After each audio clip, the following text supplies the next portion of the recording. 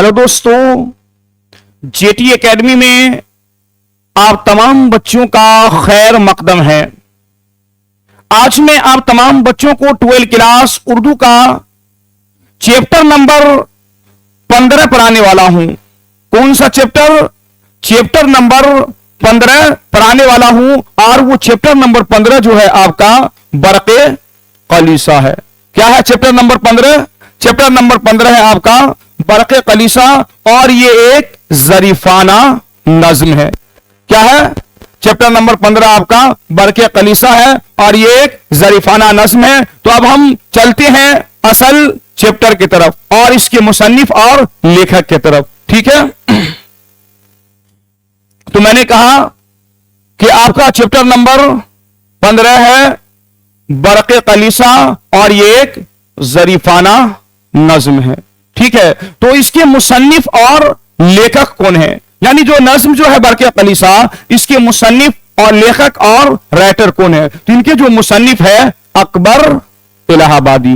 कौन है इनके मुसन्निफ? इनके मुसन्निफ है अकबर इलाहाबादी, बरक़े कलीसा के मुसन्निफ है। या आपके बोर्ड के इम्तिहान में इस तरह सवाल किए जाएंगे कि बरक़े कलीसा के शायर का नाम क्या है, यानी इनके शायर कौन है? तो वो अकबर इलाहाबादी है। इसके राइटर और मुसन्निफ भी अकबर इलाहाबादी और इसके शायर भी है अकबर इलाहाबादी। ठीक है, तो अब हम सबसे पहले अकबर इलाहाबादी के बारे में कुछ जानकारियां ले लेते हैं जो बरक़े कलीसा के मुसन्निफ है। मैं बार बार आप तमाम बच्चों से कहता हूं कि आपके बोर्ड के इम्तिहान में जो ज्यादातर सवाल किए जाते हैं, जो चैप्टर के लेखक और मुसन्निफ होते हैं उसी के मुतालिक ज्यादातर सवाल किए जाते हैं। ठीक है, तो अकबर इलाहाबादी के बारे में पहले कुछ जान लेते हैं, उसके बाद असल चैप्टर जो है बरक़े कलीसा उसकी तरफ हम चलेंगे। ठीक है, तो पूरा नाम यानी अकबर इलाहाबादी का पूरा नाम क्या था? अकबर हुसैन। क्या था पूरा नाम इनका? अकबर हुसैन। पैदाइश यानी अकबर इलाहाबादी की पैदाइश कहां हुई और कब हुई? तो पैदाइश अक्टूबर 1245 को बारा जिला के इलाहाबाद में हुई। कहां हुई इनकी पैदाइश? अक्टूबर 1245 को बारा जिला के इलाहाबाद में अकबर इलाहाबादी की पैदाइश हुई। ठीक है, अब आगे चलते हैं। उनका बचपन यानी इनका बचपन कहां कहां गुजरा, उन्होंने अपने बचपना को कहां कहां गुजारे? तो इनका बचपन दाऊद नगर और सौराम वगैरह में गुजरा। इनका बचपना कहां गुजरा?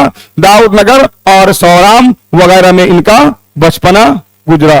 ठीक है, और इनके दादा का नाम, इनके दादा का नाम सैयद फजल मोहम्मद था। क्या था इनके दादा का नाम?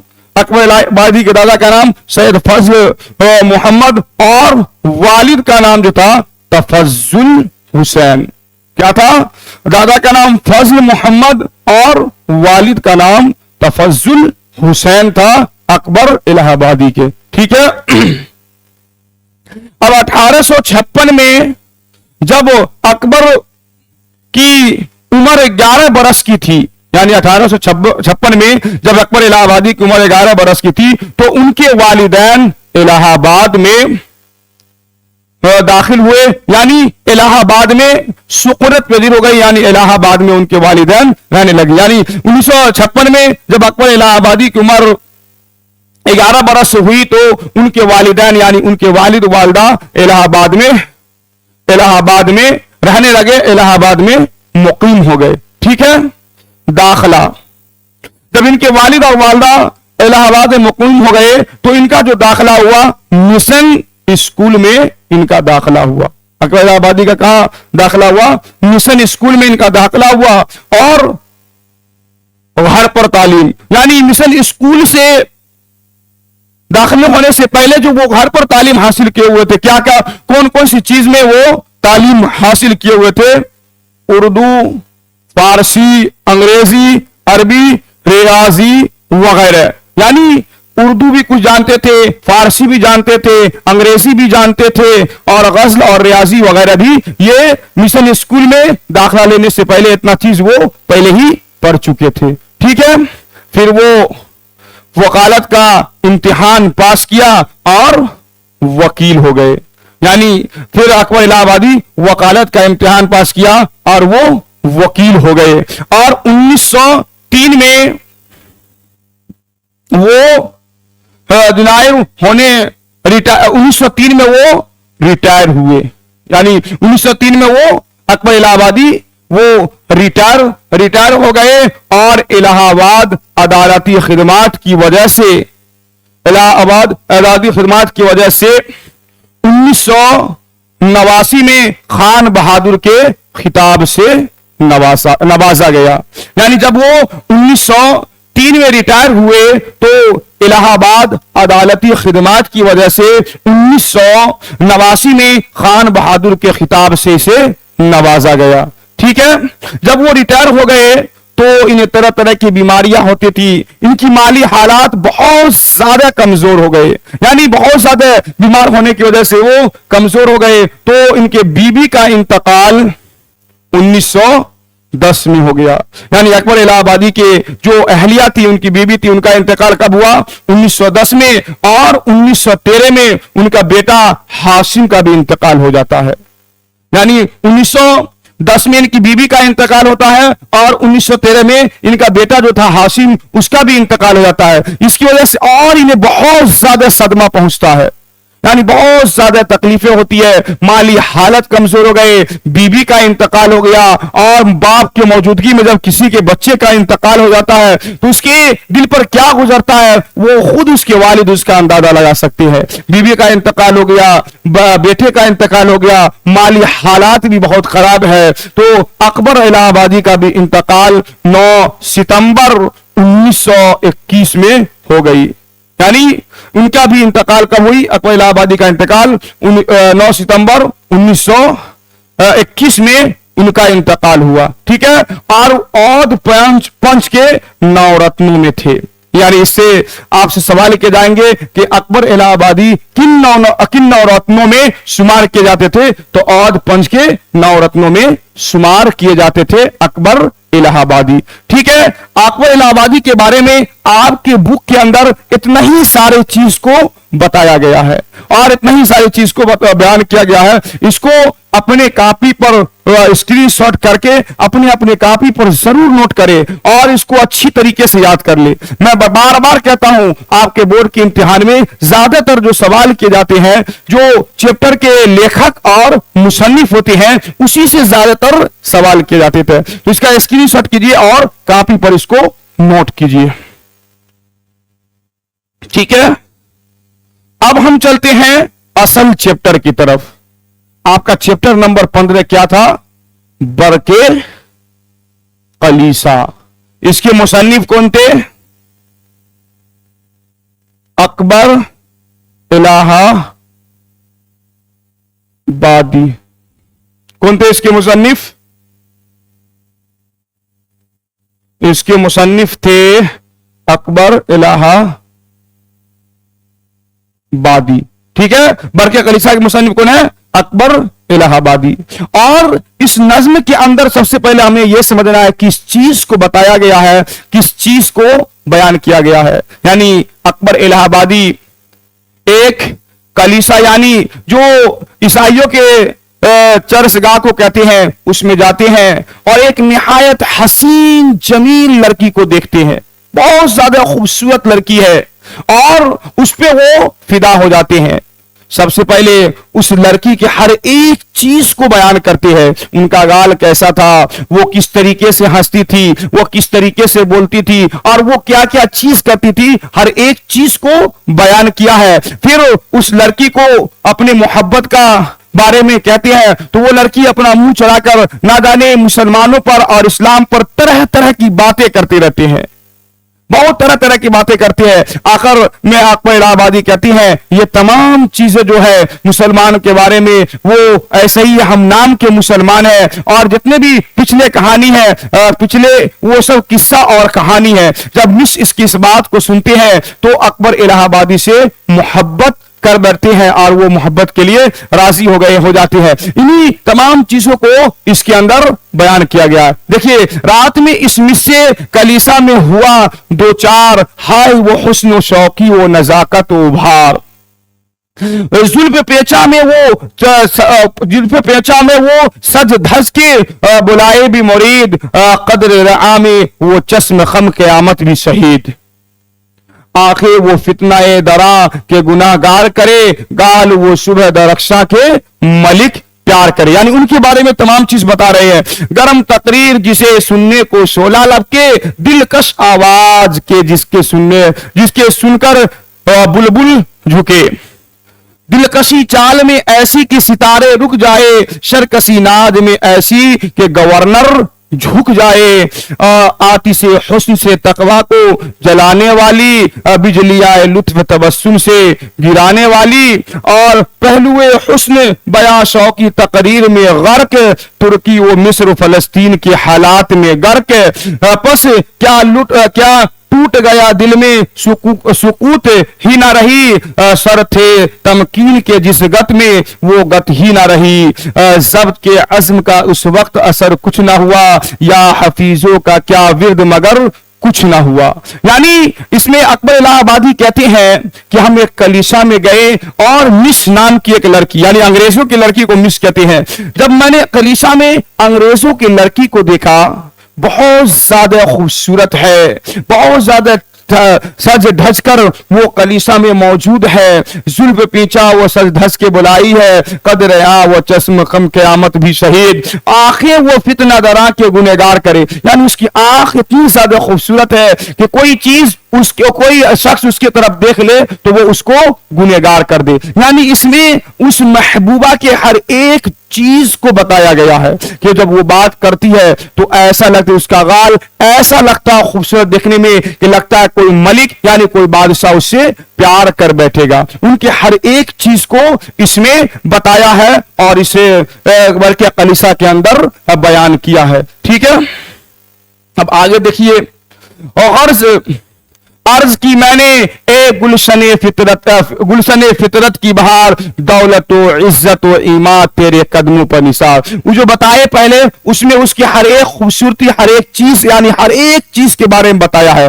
अब अकबर इलाहाबादी कहते हैं मैंने उसे मिस नाम की लड़की से अर्ज की मैंने ए गुलशने फितरत की बहार, दौलत व इज्जत व ईमान तेरे कदमों पर है निसार।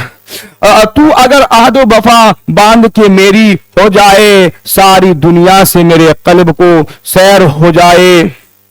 शौक के जोश में मैंने जो ज़बां यूं खोली, नाज़ो अंदाज से त्योरी को चढ़ा कर बोली। यानी अकबर इलाहाबादी कहते हैं कि अर्ज की मैंने एक गुलशन फितरत की बहार, वो मिस को कह रही है कि दौलत इज्जत और ईमान, यानी मेरे पास जितनी भी चीज है, मेरा ईमान दौलत इज्जत तुम्हारे हर एक चीज पर कुर्बान है, लेकिन शर्त यह है कि तुम हमसे मोहब्बत कर लो और दिलो जान से तुम हमारी मोहब्बत को कबूल कर लो। तो वो लड़की अपने मुंह को चढ़ाकर अकबर इलाहाबादी को क्या जवाब देती है, गैर मुमकिन है मुझे उन मुसलमानों से बू खून आती है, इस कौम के इंसानों से लन तरानी की ये लेते हैं नवासी बनकर, हम सरहद पर किया करते हैं गाजी बनकर।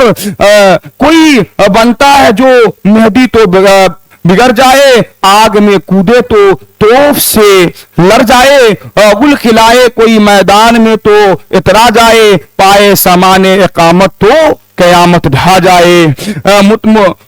मुतमईन हो कोई क्यों कर ये है नेक निहाद, है हुनूज उनकी रगों में असर हुक्म जिहाद। दुश्मने सब्र की नजरों में लकावट पाई, कामयाबी के दिल राज में आहट पाई। अर्ज की मैंने ए लज्जत जा रहा तेरू, अब जबाना पे नहीं है असर आदम नू।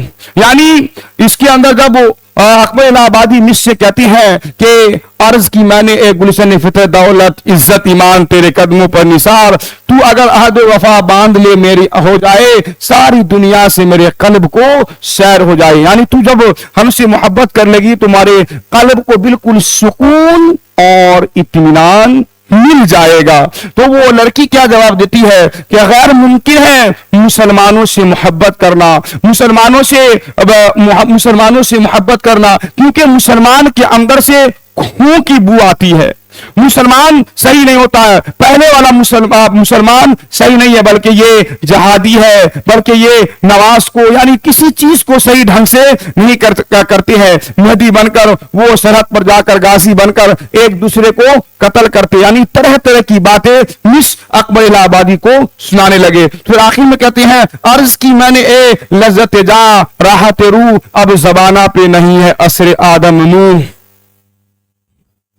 صدر طور کا اس باغ میں پودا ہی نہیں، گیسوئے حور کا اس دور میں سودا ہی نہیں، اب کہاں ذہن میں باقی ہے براق و رفرف، ٹک ٹکی بن گئی ہے قوم کی انجن کی طرح، ہم میں باقی نہیں اب خالد جاں باز کا رنگ دل پہ غالب ہے، فقط حافظ سراج کا رنگ، یہاں نہ وہ نعرہ تکبیر نہ جوش سپاہ، سب کے سب آپ ہی پر برتے ہیں سبحان اللہ، جوہر تیگ مجاہد تیرے آبرو پہ نثار، نور ایمان کا تیرے آئینہ روح پہ نثار، اٹھ گئی صفا خاطر سے وہ بحث بدو نیک، دو دلے ہو رہے ہیں کہتے ہیں اللہ ایک، موج کوثر کی کہاں اب ہے میرے میں باقی گرد، میں تو تہذیب میں ہوں تیرے مگا کا شاگرد، مجھ سے کچھ ارتکاب آپ کو اے جان نہیں، نام ہی نام ہے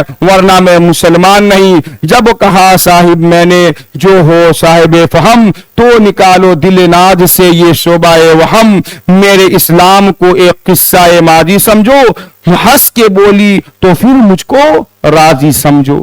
یعنی حضرت اکبر الہ آبادی کہتے ہیں کہ اب کے جو مسلمان ہیں وہ پہلے جیسے مسلمان نہیں ہے، آپ کے مسلمان نام کا مسلمان ہے، بالکل خوخلا مسلمان ہے، ان کے اندر کوئی چیز میں پہلے کے مسلمان جو اللہ اکبر کا نعرہ لگاتے تھے اس کے نعرے میں جو تاثیر ہوتی تھی، آج کا مسلمان بالکل ویسا مسلمان نہیں ہے۔ یعنی یہ مس نام کی جو لڑکی ہے پوری مسلمان قوم اور ہمارے تہذیب تمدن ہر ایک چیز پر انگلی اٹھانا شروع کر دیتی ہے۔ آخر میں اکبر الہ آبادی کہتے ہیں کہ مجھ پہ کچھ وجہ اعتاب آپ کو اے جان نہیں، نام ہی نام ہے ورنہ میں مسلمان نہیں، میرا نام صرف اور صرف اکبر الہ آبادی نام کا ہے، میں نام کا مسلمان ہوں نام سے، لیکن میں دل سے اور اندر سے مسلمان نہیں ہوں۔ جب کہا صاحب یہ میں نے جو ہو صاحب فہم، جب میں نے کہا صاف یہ کہ جو ہے صاحب فہم یعنی بات کو سمجھنے والی ہو، تو نکالو دل ناز سے یہ شعبہ وہم، یعنی تمہارے ذہن کے اندر تمہارے دل کے اندر جتنے بھی زنگ اور غلط چیز بیٹھی ہوئی ہے تمام چیز کو نکال دو اور میرے اسلام کو ایک قصہ ماضی سمجھو۔ یعنی ہمارے اسلام کے اندر جتنی بھی چیز ہے یہ گزرے ہوئے زمانہ کی قصہ ہے، جب کہا جیسے ہی مس نے کہا قصہ ماضی سمجھو تو ہنس کے بولی تو پھر مجھے راضی سمجھو، یعنی قصہ بتاتے ہیں اپنے اسلام کو اکبر الہ آبادی اور مس بولتی ہے ٹھیک ہے تو پھر ہمیں تم راضی سمجھو، ہم تم سے پکا اور سچا عشق اور محبت کرتی ہے۔ ٹھیک ہے، میں نے جو ابھی نظم آپ کو پڑھ کر بتایا برقِ کلیسا، ہم اس کا خلاصہ بھی آپ کو بتائیں گے۔ دیکھیے اس نظم کے اندر کس چیز کو بتایا گیا ہے، میں نے آپ کو زبانی بتا دیا، اب میں باضابطہ طور پر آپ کے بورڈ پر اس کا خلاصہ بھی لکھ دیا ہوں تاکہ آپ کو کوئی دقت اور پریشانی نہ ہو۔ سب سے پہلے آپ اس کا اسکرین شاٹ اچھے سے کر لیجئے اور کاپی پر نوٹ کیجئے تاکہ آپ کے بورڈ میں پوچھا جائے نظم برقِ کلیسا کا خلاصہ لکھے، آپ آسانی سے اتنا لکھ کر آ جائیں گے اور آپ کو 5 نمبر ہی مل جائے گا۔ ٹھیک ہے، اس کا اسکرین شاٹ پہلے کیجئے۔ ٹھیک ہے، دیکھیے آئیے آگے، برقِ کلیسا کا خلاصہ۔ نظم برقِ کلیسا اکبر الہ آبادی کا ہے، میں نے بتا دیا۔ اس نظم میں شاعر فرماتے ہیں کہ ایک دن میں کلیسا گیا تو ایک حسن و جمال والی مس سے دو چار ہو گیا۔ پھر اس نظم میں مس کے حسن و جمال، سراپا اور ان کی چال ڈھال، ناز و انداز اور گفتگو وغیرہ کا تذکرہ کیا، میں نے بتایا نظم کے اندر، یہاں تک کہ شاعر نے اپنے دل کے بے قراری کا بھی اظہار کیا۔ پھر مس سے محبت کا اظہار فرماتے ہیں، مس محبت کو قبول کرنے کے بجائے پورے مسلم قوم کو تنقید کرتے ہیں اور اسلام اور اس کے اصول و نظریات پر تنقید کرتی ہے. شاعر اس کے ہر ایک چیز کو خاموشی سے سنتا ہے. پھر وہ مسلمانوں کے کھوکھلے اسلام کا رونا روتے ہیں اس کے سامنے کہتا ہے کہ اب مسلمانوں میں پہلی جوش چستی اور اسلام وغیرہ نہیں رہی. آج کا مسلمان صرف نام کا مسلمان رہ گیا ہے، یہاں تک کہ وہ اپنے اسلام کو قصہ ماضی تک کہہ دیا. اس بات کو وہ سن کر مسکراتے ہیں اور پھر راضی ہو جاتی ہے. ٹھیک ہے، آپ کے نظم برق خلاصہ کا نظم جو برق کلیسا ہے اس کا خلاصہ اتنا ہی سارا ہے. بہت اچھے سے اس کو سمجھ کر اور اپنے کاپی پر اس کو نوٹ کر اور اچھے سے یاد کر لیں. آج کے لیے اتنا ہی. آپ تمام بچوں سے گزارش ہے کہ جے ٹی اکیڈمی کو زیادہ سے زیادہ لائک کریں، سبسکرائب کریں. السلام علیکم ورحمۃ اللہ وبرکاتہ.